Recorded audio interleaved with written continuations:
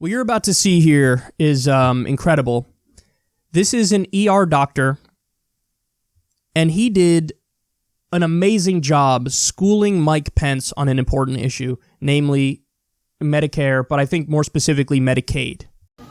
Hey, gentlemen. Hey. Hey, how you Dr. doing? Rob Davidson. How you doing? Hey, Rob. Good to meet you. Hi there. I'm Joel. Joel.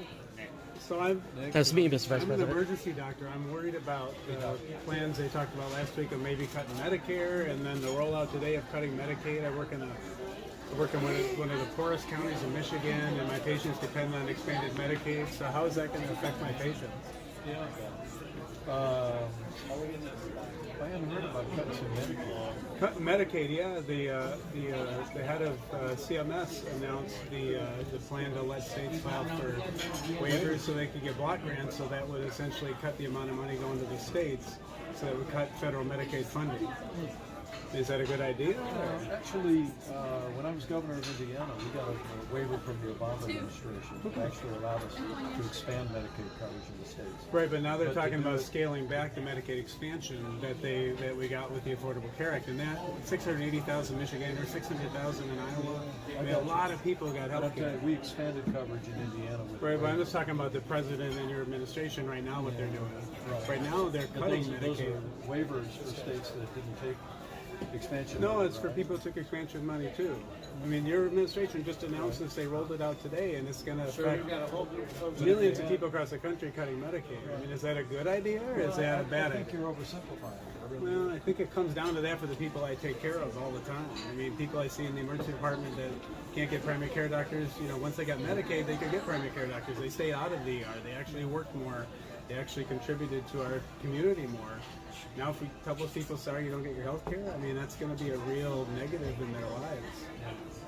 Well, if you check out what we did when I was governor of Indiana, the Healthy Indiana Plan, which was the first consumer-directed waiver that was given ever. We expanded coverage. We used consumer-directed health care. People were able to take more ownership of their own health care and expand it. I mean, I think if the Trump administration, you do want to expand Medicaid, that'd be great. But the problem is they're contracting Medicaid. It's a matter of improving. I think Medicaid, is a lot of problems. It's been a godsend to the patients I serve in one of the poorest counties in the state of Michigan. And I know people here who work in Des Moines, friends of mine who work in the ERs here in Des Moines will tell you Medicaid is a godsend.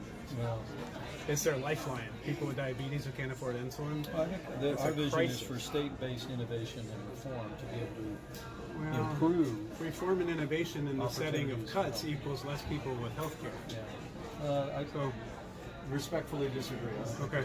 Okay. Well, I encourage you to make sure that we don't cut those folks off of Medicaid because they need it. Okay. Thanks for your courage, your care. All right. All right. Thanks. Really, thank you, man. Thanks for talking. That dude schooled Mike Pence way more than any elected Democrat has ever schooled Mike Pence. I was thinking back to the vice presidential debate in 2016 as I watched that, and I was like, wow, if only this guy was Hillary's VP. Because Tim Kaine came across terrible in those debates, and Mike Pence definitely won those debates. And this dude just calmly obliterated him. And, it occurred to me as I was watching that, one of the reasons why he was doing such a good job is because he actually believes in what he's saying. He really knows and he believes that Medicare or Medicaid is vitally important and you can't cut it because his patients depend on it. So there was he was never taken aback or shook when Pence was trying to BS his way out of it. He was just calmly explaining no, that's not exactly true. Because what the Republicans do on these issues is they have all these weasel words and they dance around it. They don't want to just come out and say, we are going to cut Medicaid, because that's massively unpopular. So what they do is they say oh, we're going to reform it. We're going to move to a block grant system. And what that does is it effectively cuts it. Less money would be going to these programs. But what they say is, no, it's just a reform and we're moving to a block grant. So that's how we're going to describe it. But they don't tell you that it is an effective cut. Well, this guy knows it is. So he's calling him out on that. And his weasel words don't work.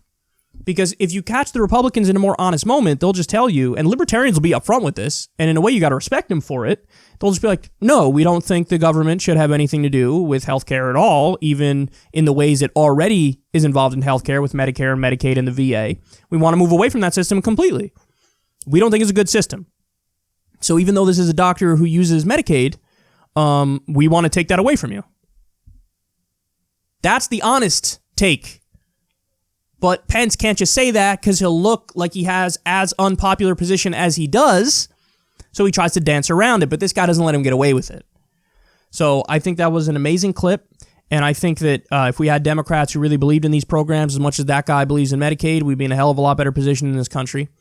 And it's just a shame that politics is full of such nonsense that they're not really held to the standard that the people set. People do not want these programs cut. And you don't see other Democrats, and you don't see the media holding Pence and Trump and all the Republicans accountable when they take these deeply unpopular positions.